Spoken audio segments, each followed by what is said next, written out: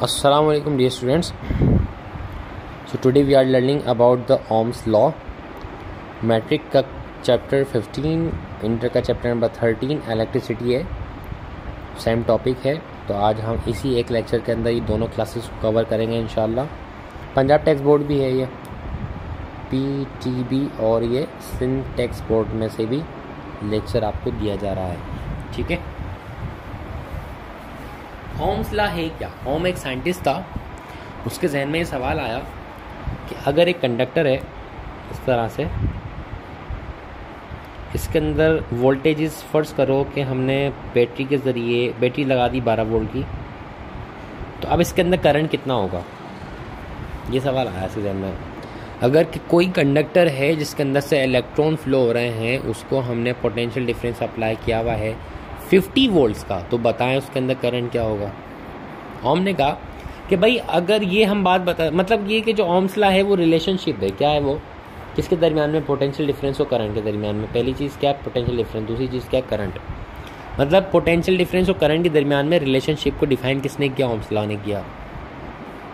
Ohm's law ने कहा कि ये कंडीशन आप लगा दो, क्या लगा दो, एक कंडीशन अप्लाई कर दो। वो क्या कि जितनी भी फिजिकल पैरामीटर हों आर सेम, मतलब सेम का मतलब यहाँ लिखा हुआ है कि कांस्टेंट हो जाएं, कि जितनी भी फिजिकल पैरामीटर हैं वो सारे कांस्टेंट कर दो। रेजिस्टेंस कांस्टेंट कर दो, ह्यूमिडिटी कांस्टेंट कर दो, एटमॉस्फेरिक प्रेशर कांस्टेंट कर दो, टेम्परेचर कांस्टेंट कर दो, एयर प्रेशर कांस्टेंट कर दो, हर चीज़ को कांस्टेंट कर दो। तब उस कंडीशन में जो बैटरी से पोटेंशियल डिफरेंस दिया जा रहा है और करंट की डायरेक्टली प्रोपोर्शनल होगा। जितना ज़्यादा उसमें पोटेंशियल डिफरेंस अप्लाई करोगे उतना ज़्यादा करंट उसके अंदर क्रिएट होगा। तो ये मिस्ट्री भी सॉल्व हो गई। ओम्स ने क्या बोला, तमाम चीज़ों को कांस्टेंट रखे, पोटेंशियल डिफरेंस अप्लाई करो, जितना पोटेंशियल डिफरेंस अप्लाई करोगे उतना ज़्यादा उसके अंदर करंट क्रिएट होगा। इसको मैथमेटिकली लिखते हैं कि del V is directly proportional to I, but this is the scalar form of Ohm's law. आगे जाके मैं आपको बताऊंगा कि इसकी वेक्टर फॉर्म क्या होती है, उसको कैसे क्रिएट किया जाता है। अच्छा, del V is directly proportional to I, proportionality की साइन ख़त्म करोगे तो यहाँ पर रेजिस्टेंस कांस्टेंट है किसी भी कंडक्टर की, वो आ जाएगी। आगे जो लॉ है, देखो दो तरह के कंडक्टर्स होते हैं तकरीबन पीरियोडिक टेबल के अंदर, जो 99 के लो या फिर 95% सही रहेगा। 95% जो कंडक्टर हैं वो ओम्स लॉ को फॉलो करते हैं, इसके अलावा 5% जो कंडक्टर हैं वो ओम्स लॉ को फॉलो नहीं करते हैं। अब सवाल आपके जहन में आ रहा होगा कि सर वो कौन से कंडक्टर हैं जो ओम्स लॉ को फॉलो नहीं करते, तो आगे जाकर हम डिस्कस करेंगे। तो ये जो ओम्स लॉ होता है ये सिर्फ और सिर्फ ओमिक कंडक्टर्स के लिए अवेलेबल होता है, अप्लाई कर सकते हो। इसके अलावा आप ओम्स लॉ दूसरे कंडक्टर्स में अप्लाई नहीं कर सकते हो। ओमिक कंडक्टर क्या होते हैं, ऐसे कंडक्टर जो कि ओम्स लॉ को फॉलो करते हो, इस तरह के कंडक्टर को ओमिक कंडक्टर कहा जाता है। आपके जहन में आ रहा होगा पहले से मैंने लिख लिया है, सो डियर स्टूडेंट्स ये पहले से मैं इसलिए लिख लेता हूँ ताकि वीडियो का ड्यूरेशन कम हो और आप लोग बोर ना हो, चिल मारो, स्टूडेंट हो, ठीक है। स्टूडेंट का काम चिल मारना होता है। पढ़ो भी साथ साथ, मस्तियाँ भी करो। लेट सपोज कि आपने एक ग्राफ बनाया वोल्टेज मतलब पोटेंशियल डिफरेंस और करंट के दरमियान में। अब क्योंकि ये दोनों क्वांटिटीज़ डायरेक्टली प्रोपोर्शनल हैं, तो डेल वी और आई के दरमियान में जो ग्राफ बनेगा वो स्ट्रेट लाइन बनेगा। आपसे सवाल कर लिया जाए कि बताओ डेल वी और आई का स्लोप जो होता है वो किसके इक्वल होता है। डेल वी और आई का जो स्लोप होता है वो किसके इक्वल होता है, तो स्लोप हमारे पास हमेशा बराबर होता है tan is equal to del Y over del X, tan theta, ठीक है। अच्छा जी, डेल वाई यहाँ पे डेल वी है, डेल एक्स यहाँ पे आई है, so del V over I बराबर होता है, हम लास्ट लेक्चर में डिस्कस करके आए हैं रेजिस्टेंस के। देखो यहाँ पर आई मल्टीप्लाई वहाँ जाकर divide, so R is equal to, ये फॉर्मूला से हो जाएगा ना, R is equal to del V over I. तो डेल वी और आई के दरमियान का जो ग्राफ होता है उसका जो स्लोप है वो हमेशा रेजिस्टेंस के इक्वल होगा, ये बात याद में रखना। अच्छा, ये जो रेजिस्टेंस होती है ये हमेशा कांस्टेंट नहीं होती, ये कांस्टेंट नहीं होती, किसके लिए? नॉन ओमिक कंडक्टर्स के लिए। जैसे यहाँ मैंने लिखा हुआ है जो रेजिस्टेंस होती है वो कांस्टेंट नहीं होती है। किसके लिए कांस्टेंट नहीं होती है? नॉन ओमिक कंडक्टर के लिए। अगर आप नॉन ओमिक कंडक्टर लो, ये जो ग्राफ है ना ये ओमिक कंडक्टर को फॉलो करता है। मतलब एक ऐसा कंडक्टर जिसके अंदर वोल्टेज और आई डायरेक्टली हैं, लेकिन एक ऐसा कंडक्टर जिसके अंदर आई वोल्टेज और आई डायरेक्टली नहीं है, तो वो ग्राफ कुछ इस तरह से बनेगा, कर्व होगा। ऐसे भी कर्व हो सकता है, इस तरह से भी कर्व हो सकता है, मतलब कर्व ग्राफ बनेगा उनका, वो स्ट्रेट लाइन ग्राफ नहीं बन सकता।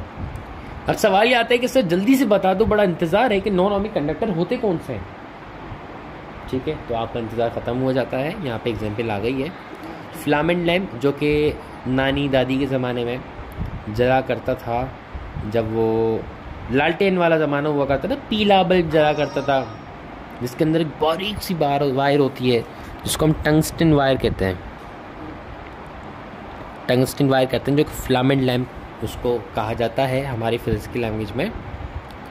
दूसरा, सेमीकंडक्टर डिवाइसेस जो होती हैं, जैसे कि ट्रांजिस्टर्स हो गए, डायोड्स हो गए, तो ये इस तरह के जो मटेरियल्स हैं जो कि सेमीकंडक्टर से बने हुए हों, या फिर फिलामेंट लैम्प हो या टंगस्टन वायर हो, इस तरह के मटेरियल नॉन ओमिक होते हैं। इनके अंदर वोल्टेजेस और आई डायरेक्टली प्रोपोर्शनल नहीं होता, बल्कि वो इन्वर्सली प्रोपोर्शनल होता है।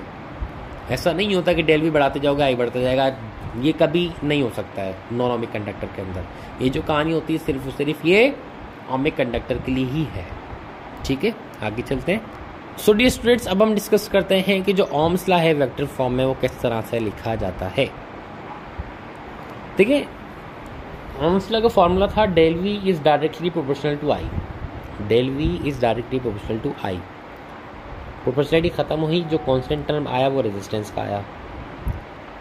वोल्टेजेस हमारे पास स्केलर होता है, करंट स्केलर है, रेजिस्टेंस भी स्केलर ही होती है।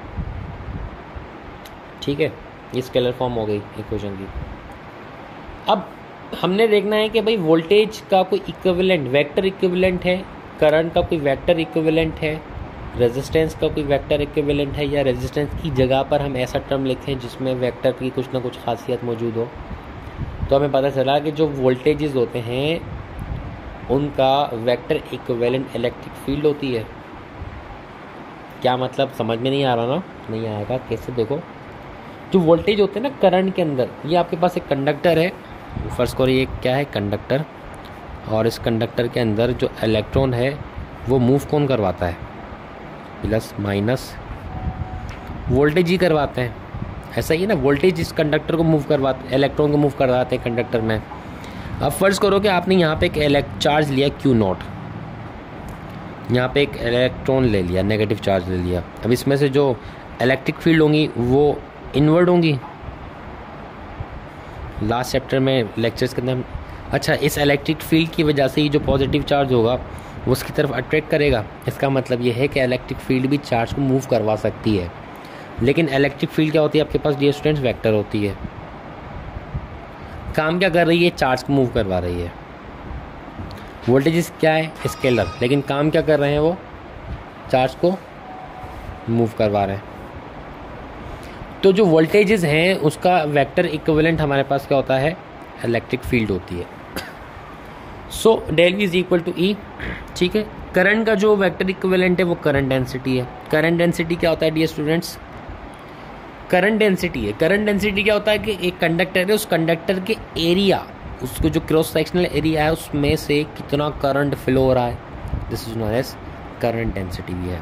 ठीक है, सो आर रेजिस्टेंस का जो इक्विवेलेंट होता है वो रेजिस्टिविटी होता है। डेल वी की जगह पर ई लिख दो, आई की जगह पर जे लिख दो, आर की जगह पर रो लिख दो। This equation is known as vector form of Ohm's law. ये फॉर्म होती है। ठीक है, अच्छा, रो यहाँ मल्टीप्लाई वहाँ जाकर divide, so J is equal to E by P.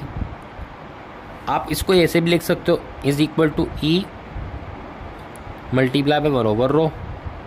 सो जो 1 ओवर रो होती है डिस्टेंस, वो सिग्मा कंडक्टिविटी के इक्वल होती है, हमने अभी लास्ट टाइम पढ़ा। तो J is equal to sigma into E. Sigma E क्या है? ये पॉपुलर फॉर्म है। क्या है ये? बड़ी फेमस फॉर्म है, जैसे ऋतिक रोशन है हमारे, शाहरुख खान साहब हैं, सलमान खान साहब हैं, इनकी तरह पॉपुलर फॉर्म है ओम्स लॉ की। बड़े अच्छे डांस भी करती है। So J is equal to sigma E. This is the popular and famous equation of Ohm's law. And what is current density? You know very well. Thank you so much. Allah Hafiz. Take care of yourself.